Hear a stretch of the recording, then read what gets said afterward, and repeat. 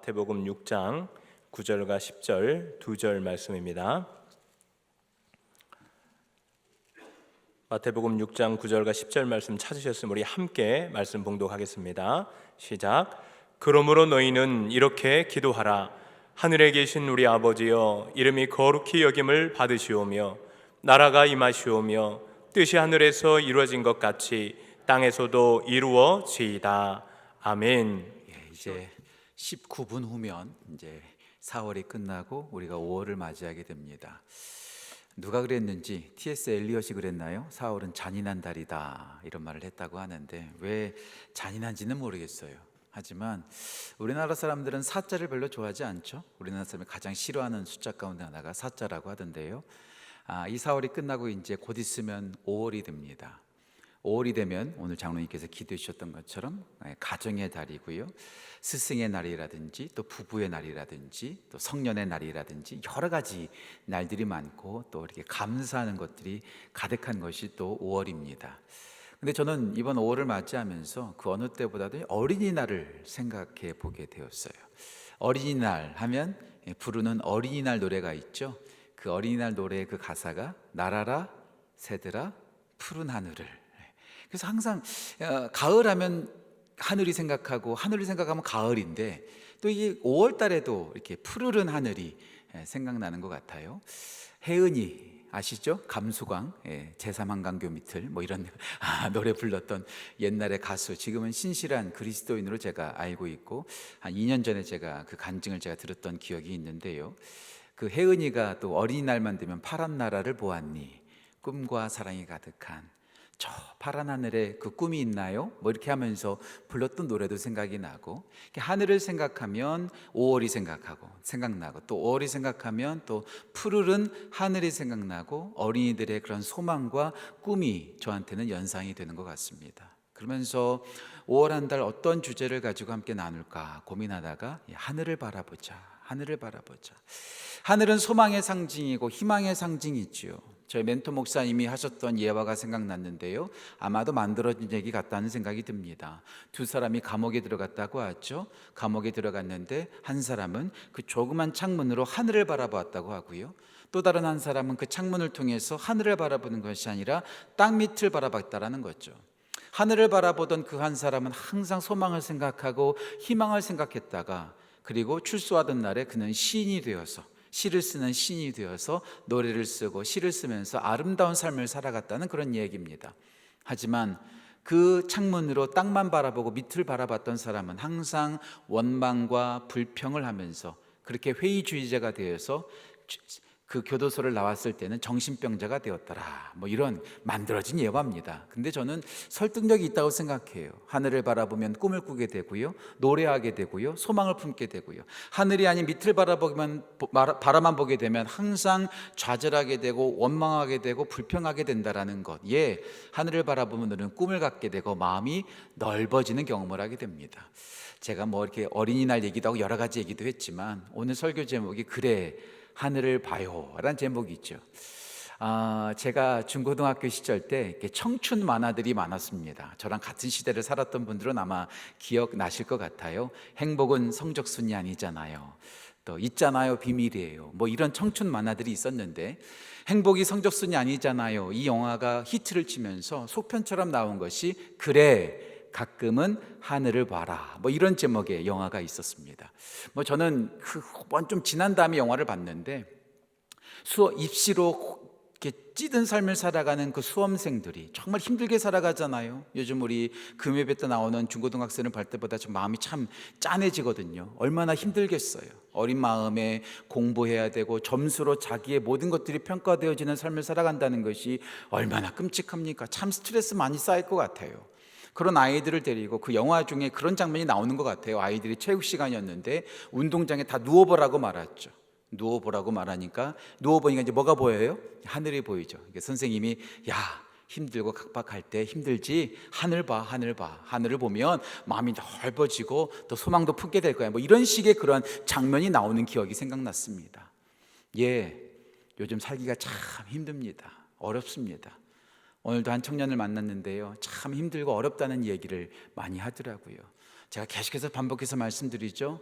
동네를 지나다닐 때마다 문 닫은 가게들, 임대 이렇게 써져 있고 이렇게 써져 있는 그렇게 이렇게 망한 그런 좀 이렇게 좀 잘 안 된 그런 가게들을 많이 보게 됩니다. 요즘 경제가 많이 어렵다고 말하고요. 참 힘든 세상을 살아가고 있습니다. 이런 힘들 때 우리가 좌절하고 밑에만 바라보면서 불평하고 원망하고 하나님 왜 그래요? 그렇게 따지는 것이 아니라 하늘을 바라보면서 소망을 품고 희망을 품고 그래, 희망이 있어, 소망이 있어, 우린 다시 일어설 수 있어, 나에게는 꿈이 있어, 이렇게 하늘을 바라보는 마음을 가지면 어떨까, 이런 생각을 한번 해보게 되었고, 우리 교회 성도님들이 이 5월달을 맞이하면서 또 새로운 달이 시작됐구나 불평하는 것이 아니라 새로운 꿈을 가지면서 이 한 달을 시작하면 어떨까, 이런 소망을 품게 되었습니다. 그러고 봤더니 우리 예수님께서 기도하실 때마다 하늘을 바라보셨죠. 그리고 제자들에게 또 우리에게 주님 가르쳐 주신 기도, 오늘 주기도문의 말씀을 첫 번에 나올 때 우리 예수님께서 말씀하시죠. 그러므로 너희는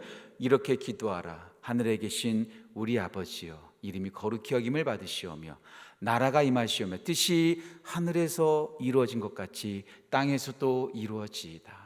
하늘에 계신 그 하나님을 바라보는 거죠. 우리는 그냥 마음이 그냥 안정을 삼기 위해서 그냥 하늘 바라보는 것이 아니라, 그냥 위안을 삼기 위해서 하늘을 바라보는 것이 아니라, 하늘을 바라볼 때마다 우리는 하늘에 계신 하나님 아버지를 생각하게 되고, 그 하나님 아버지를 바라보면서 우리는 다시 일어설 수 있게 되고, 이 땅 가운데 하나님의 뜻이 이루어지기를 소망하며 우리는 다시 한번 새롭게 시작할 수 있게 된다는 거죠.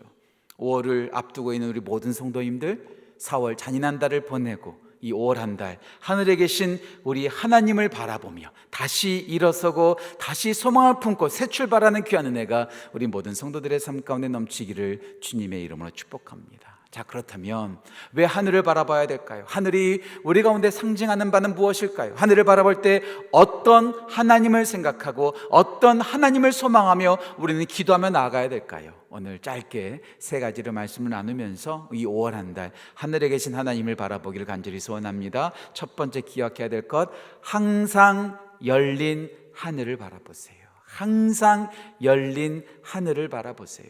우리는 하늘을 참 멀리 있다고 생각하는 경향이 있습니다. 베트 미들러라고 하는 그런 미국의 팝 가수가 있습니다. 그 여인이 불렀던 노래 가운데 From a Distance, 멀리서라는 제목의 노래가 있습니다. 그 제목의 가사 마지막 부분에 보면 이런 가사가 나옵니다.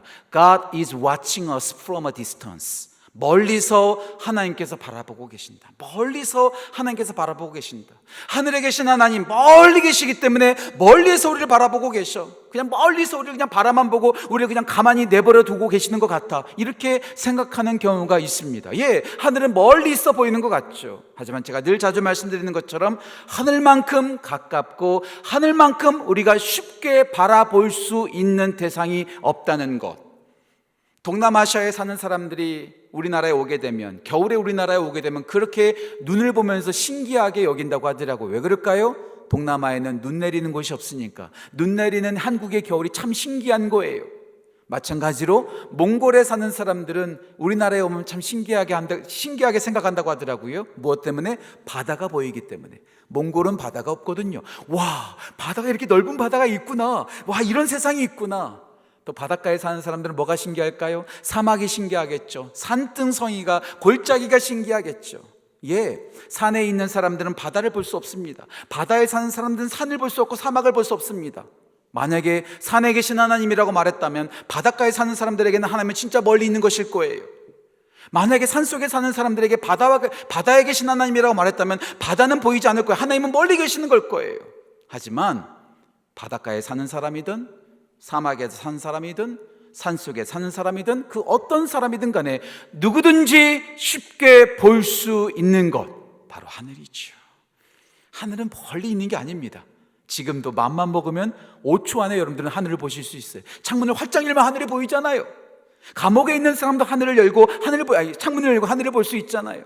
누구든지 손쉽게 볼 수 있고 누구에게든지 열려 있는 것이 바로 하늘이라는 것. 예, 하나님은 멀리 계신 분이 아니라 우리를 그냥 내버려 두시고 그냥 우리를 지켜보시는 분이 아니라 우리에게 항상 열려 있고 가장 가까이에 계신 분이 바로 우리 하나님이라는 것. 예, 하늘에 계신 하늘을 바라봐야 된다는 것, 우리 가까이에 계신 하나님을 바라보면서 나아가야 된다는 거죠.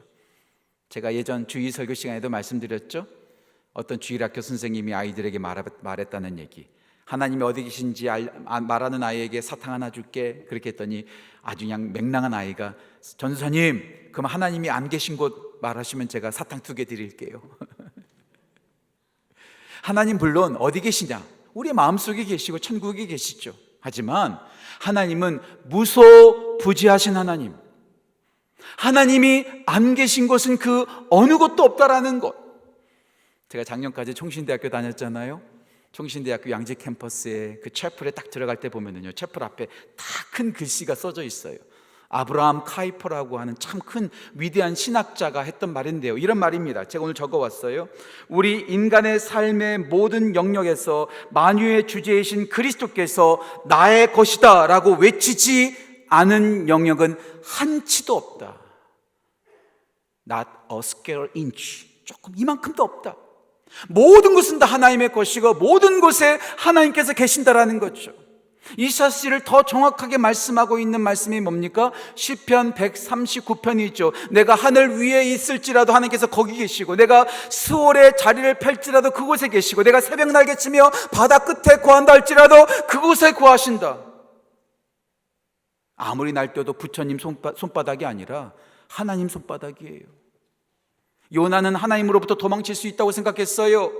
아간은 자신의 범죄를 숨길 수 있다고 생각했어요. 하지만 하나님은 모든 것을 다 알고 계시고 어느 곳에나 계신 분, 우리가 언제나 하늘을 바라볼 수 있고 하늘이 항상 누구에게 열려있는 것처럼 여러분들은 절대로 혼자가 아닙니다. 절대로 따로 떨어져 있지 않습니다. 하늘로부터 멀리 떨어져 있는 것이 아니라 항상 열려있고 하나님께 가장 가까이 있는 사람들이 우리들이라는 거죠. 그래서 하나님의 이름이 뭐예요? 그래서 예수님의 이름이 뭐예요? 임마누엘, 우리와 함께 계시다. 예수님의 마지막 약속도 뭐예요? 내가 세상 끝날까지 너희와 항상 함께 있으리라. 끝날까지 항상 아버지 손에서 너희를 빼앗을 자가 없느니라. 요한복음 10장 27절 28절 말씀. 우리는 절대 혼자가 아닙니다. 하나님으로부터 멀리 떨어져 있는 것 아닙니다. 항상 하나님께 간구하고 하나님께 기도하는 것, 이것이 필요한 것이죠. 이 사실을 잘 알았던 사람이 바로 다윗입니다.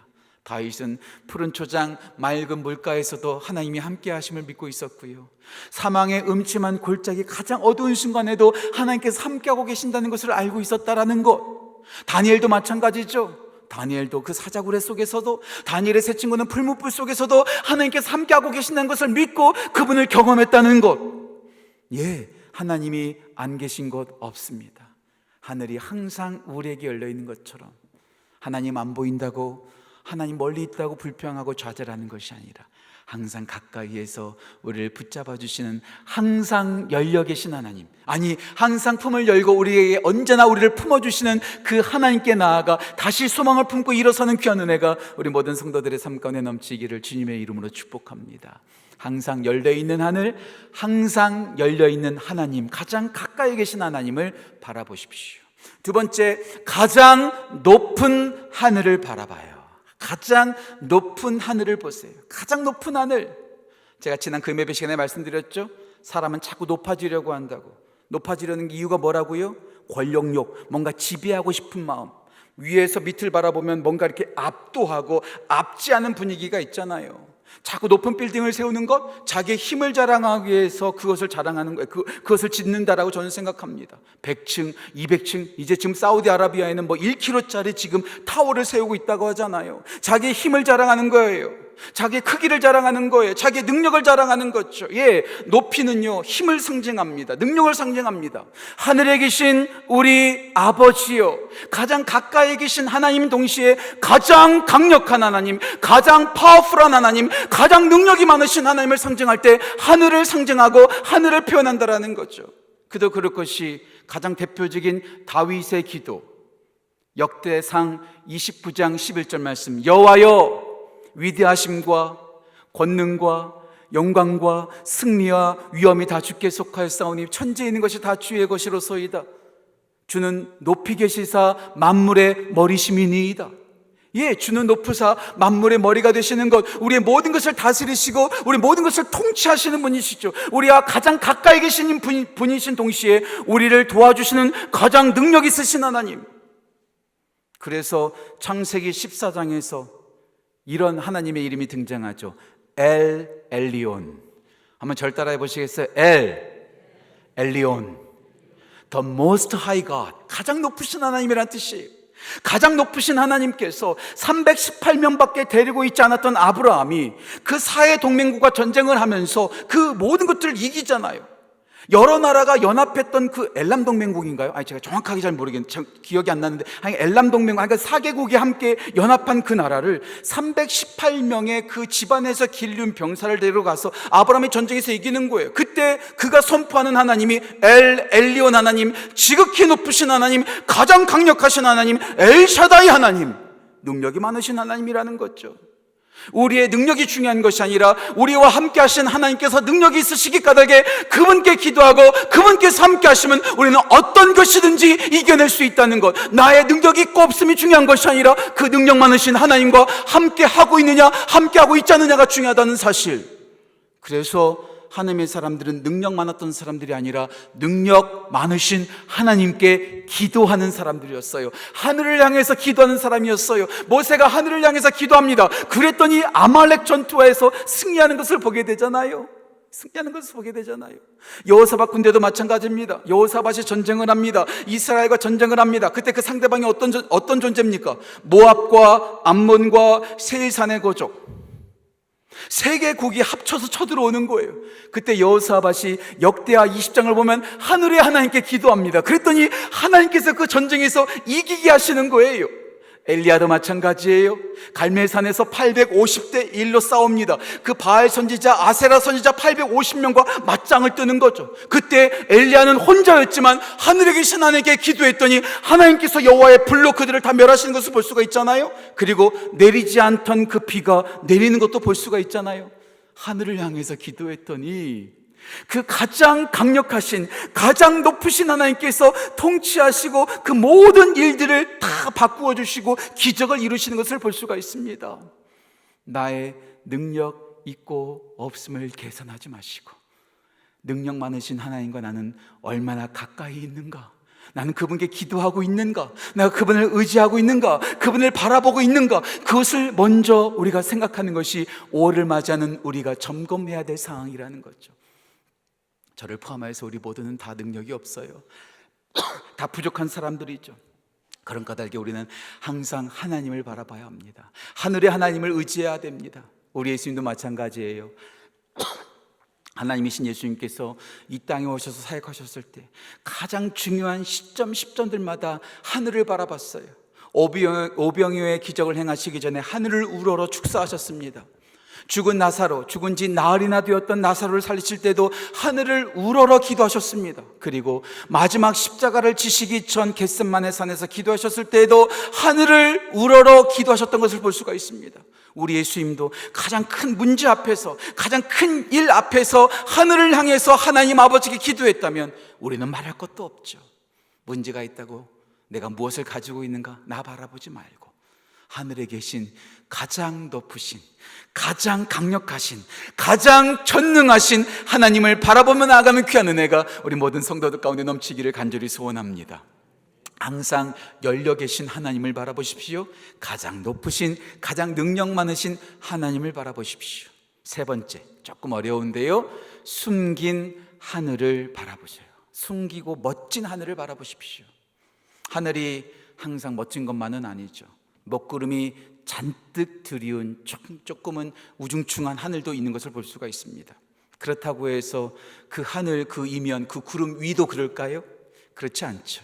구름 밑에는 먹구름이 가득하고 흉흉해 보인다 할지라도, 을씨년스럽게 보인다 할지라도 그 구름 위에는 여전히 태양은 빛나고 있고 여전히 푸르른 하늘을 보이고 있지 않겠습니까? 세상에만 유행이 있는 것이 아니라 교회에도 좀 유행이 있더라고요. 교회 이름을 지을 때도 좀 유행이 있더라고요. 그 첫 번째 대표 주자가 사랑의 교회죠. 사랑의 교회. 사랑 교회는 많았지만 사랑과 교회 사이에 의자를 집어넣는다는 것을 누가 생각했겠어요, 그렇죠? 그러니까 사랑의 교회가 시작으로 주님의 교회, 은혜의 교회, 진리의 교회, 기쁨의 교회, 막 의자가 많이 들어가기 시작했어요. 근데 최근에는요, 요즘 숫자로 이름을 교회를 짓더라고요. 요즘 제일 핫한 교회 가운데 하나가 1516 교회라고 하던데 들어보셨어요? 사도행전 15장 16전 무너진 다윗의 성전을 세우며 이런 모토를 가지고 1516 교회. 그리고 제가 좀 찾아봤더니 316 교회. 뭔지 아시겠죠? 예, 요한복음 3장 16절. 이게 숫자로 또 교회 이름을 짓더라고요. 그러고 봤더니 또 책 이름도 또 숫자로 나오더라고요. 요즘 또 베스트셀러 가운데 롬828 들어보셨어요? 롬828 로마서 8장 28절 말씀. 하나님을 사랑하는 자 곧 그 뜻대로 부르심을 입은 자들에게는 모든 것이 합력하여 선을 이루느니라. 롬828 이런 책이 있다고 하더라고요. 그런데 전 롬828과 함께 읽어야 될 책이 또 하나 또 말씀이 또 하나 있다고 생각합니다. 롬828과 함께 봐야 될 말씀이 롬818 로마서 8장 18절 말씀. 현재 고난은 장차 올 영광과 비교할 수 없도다. 지금 고난이 있다고, 지금 먹구름이 짙게 들이었다고 해서 포기하면 절대 안 되죠. 장차 올 영광이 있고 그 모든 고난과 어려움이 다 합력하여 선을 이루어 인생사 세옹지마라는 말이 있는 것처럼 하나님께서는 모든 것을 역전시키는 놀라운 은혜가 있을 수 있다는 거예요. 먹구름이 들이셨습니까? 태양빛이 보이지 않습니까? 하늘이 잿빛 하늘입니까? 하지만 그 하늘은 계속되지 않습니다. 언젠가 숨겨진 멋진 하늘이 우리 가운데 펼쳐질 수 있게 된다는 거죠. 그래서 지금에 있는 고난을 갖고 절대로 좌절하면 안 됩니다. 절대로 포기하면 안 됩니다. 내 기도가 내 뜻대로 응답되지 않았다고 절망하지 마세요. 아니, 오히려 내 기도가 응답되는 것이 오히려 우리 가운데 축복이 아니라 저주가 될 수도 있다는 사실을 기억하십시오. 제가 늘 자주 말씀드리는 것처럼 저의 모든 기도가 응답되었다면 저는 지금 이 자리에 서 있지 않습니다. 저기 대학로 구석에서 연극 포스터 붙이고 앉아 있을 거예요. 물론 그런 연극 포스터 붙이는 분이 제가 나쁘다는 말 하는 거 아닙니다. 하지만 저는 그런 인생을 아마 살았을 거예요. 나의 모든 기도에 응답하지 않으신 하나님이 얼마나 좋은지 몰라요. 빌리 그레함 목사님의 사모님 루스 그레함 사모님이 이런 말 했다고 하죠. 하나님, 저의 모든 기도에 응답하지 않으심에 감사합니다. 저의 기도에 응답하셨다면 저는 엉뚱한 남자와 여러 번 결혼했을 것입니다. 아마도 이 루스 그레함 사모님이 빌리 그레함 목사님 만나기 전에 저 남자랑 결혼해주게 해주세요, 저 사람과 저 남자와 사랑이 연결되게 해주세요, 얼마나 기도 많이 했는지 몰라요. 그런데 그 기도가 응답되지 않았겠죠. 응답되지 않았으니까 빌리 그레함을 만났겠죠. 그래서 그렇게 행복하게 끝까지 복음의 삶을 같이 연합하면서 남편과 함께 끝까지 완주할 수 있었다는 것. 나의 기도가 지금 응답되지 않았다고 해서 좌절하지 마십시오. 하나님은 우리에게 내가 기도하는 것보다 더 좋은 것들을 응답하실 수 있는 가장 멋진 것을 숨겨놓으신 분이 바로 우리 하나님이시라는 것. 그래서 오늘 예수님은 이렇게 기도하라고 말씀하십니다. 땅에서 뜻이 하늘에서 이루어지게 해달라고 기도하는 것이 아니라 하늘의 뜻이 땅에서 이루어지게 해주십시오. 나의 뜻이 하늘에서 이루어지는 것이 아니라 하나님의 뜻이 나의 삶 가운데 이루어지게 해주십시오. 지금 비록 힘들다고 좌절하는 것이 아니라 하나님께서는 내가 생각하는 것보다 더 좋은 것을 주실 거야. 합력하여 선을 이루시는 분이야. 지금 현재 고난보다 장차 올 영광은 비교할 수 없을 거야. 그래서 문제가 있으십니까? 여전히 어려우십니까? 여전히 기도 응답이 더디십니까? 그때 좌절하고 하나님 이게 뭐예요? 그렇게 말하는 것이 아니라 하나님께서 더 큰 것을 주시겠구나, 더 좋은 것을 주시겠구나, 감사하는 것이 우리가 마땅히 해야 될 것이 아닐까요? 다니엘을 생각해 보세요. 다니엘은요, 이제 기도하면 사자굴에 들어갈 순간이었습니다. 그때 다니엘서 6장 10절 보세요. 그가 하루 3번씩 늘 기도하는 대로 창문을 활짝 열고 예루살렘을 향하여 기도합니다. 그때 불평하는 기도하지 않습니다. 하나님 이게 뭡니까? 여기까지 와서 내가 그렇게 하는 게 기도했는데 고작 저를 사자굴에 집어넣게 하십니까? 불평하지 않았어요. 다니엘서 6장 10절, 그는 감사했던 것을 볼 수가 있습니다. 다윗을 생각해 보세요. 그는요 골리앗을 넘어뜨렸어요. 목숨 걸고 골리앗을 넘어뜨렸어요. 그것 때문에 사울에게 미움을 받아서 도망자 신세가 됩니다. 그리고 그 사막 어딘가에 있는 그 굴 속에서 그가 시를 쓰고 주님께 기도의 편지를 쓰죠. 그 시편이 그 유명한 시편 57절 말씀, 시편 57편의 말씀이죠. 주는 하늘 위에 높이 들리시며 그 굴 속에서도 하나님께 불평하고 하나님 이게 뭡니까? 고작 이렇게 도망자 신세를 만드시는 겁니까? 그렇게 하나님께 불평했던 것이 아니라 주님은 하늘 위에 높이시며 만민 가운데 주님은 높임을 들림을 받으소서 하늘을 바라보면서 찬양했더니 하나님께서 그의 인생을 역전시키는 것을 볼 수가 있어요. 예, 지금은 이해되지 않을 수 있어요. 저도 이해되지 않는 게 참 많습니다. 최근에도 저한테 개인적인 여러 가지 문제가 있어요. 하나님 이게 뭡니까? 제 아내와 함께 생각하면서 하나님 이게 뭡니까? 하나님 뭡니까? 그래서 좀 제 아내하고 하는 게 있어요. 이거 이제 제 아내한테 허락 안 받았는데 제 아내하고 요즘 하는 게 뭐지? 좀 힘드니까 제 아내가 뭐 뭔지는 물어보지 마세요. 제 아내하고 전 너무 힘드니까 이 손을 붙잡고 날마다 이렇게 합니다. 행복자로다, 축복자로다, 잘될 자로다, 아멘. 다시 한번 해볼까요? 행복자로다, 축복자로다, 잘될 자로다, 아멘. 행복자로다, 내가 먼저 행복해지고, 축복자로다, 내가 있는 그 행복을 남들에게 나눠주고, 잘될 자로다, 우리 모두가 잘 되는 거. 흥이 우리 아내랑 가장 붙잡고 내가 아침에 일어나자마자 하는 거예요. 아침에 보자마자 행복자로다, 축복자로다, 잘될 자로다. 지금은 이해되지 않죠? 아니요, 악담일 수도 있겠지만, 절망적인 말일 수도 있겠지만, 우리가 죽는 그 순간까지도 여전히 상황은 안 바뀔 수도 있습니다. 그래서 영국의 최고의 지성인이라고 말했던 C.S. 루이스가 책에서 이렇게 말했죠. 우리가 죽어서 천국에 가서 가장 먼저 할 말, 천국에 가자마자 가장 먼저 할 말, 아하, 그랬구나 라는 탄성일 것이다. 아하, 그랬구나, 그런 뜻이 있었구나. 내가 땅에 있었을 때는 보이지 않았지만 하늘에서 보니까 그런 뜻이 있었구나, 그런 계획이 있었구나, 그런 섭리가 있었구나. 아하, 그랬구나. 천국 가면 그 탄성이 제일 먼저 쏟아질 것이다, 제일 먼저 터져 나올 것이다. C.S. 루이스가 그렇게 말했잖아요. 이게 지금 이해되지 않습니다. 하지만 하나님은 우리의 인생을 비극으로 끝내시는 분이 절대로 아닙니다. 포기하지 마십시오. 아직 멋진 하늘은 숨겨져 있습니다. 숨겨져 있다고 해서 없는 것 아닙니다. 이제 그 짙은 구름이 벗겨지고 그 벗겨진 구름 사이로 멋진 하늘, 그 어떤 하늘보다 가장 아름다운 하늘이 우리 모두에게 펼쳐질 것입니다.